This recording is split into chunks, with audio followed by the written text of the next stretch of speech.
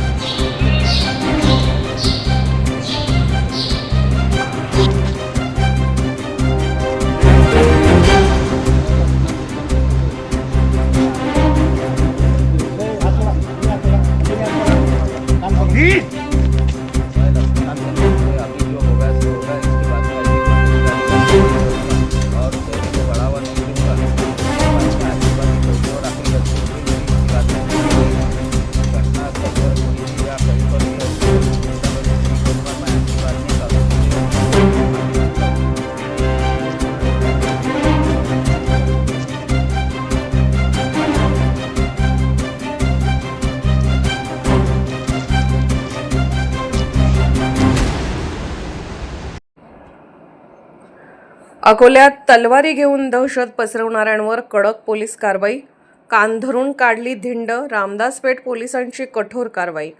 अकोला शहरातील सिद्धार्थनगर तार फाईल परिसरात एका किरकोळ वादाचे अचानक हिंसक रूपांतर झाले।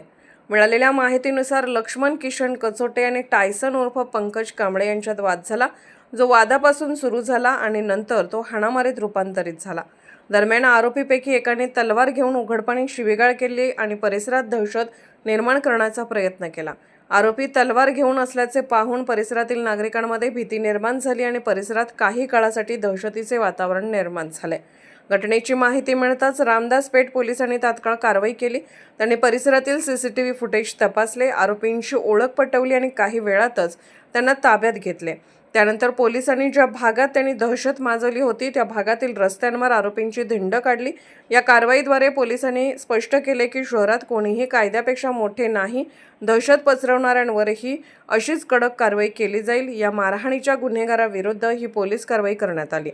महाराष्ट्र टुडे मराठीसाठी ब्युरो रिपोर्ट संजय दास, अकोला।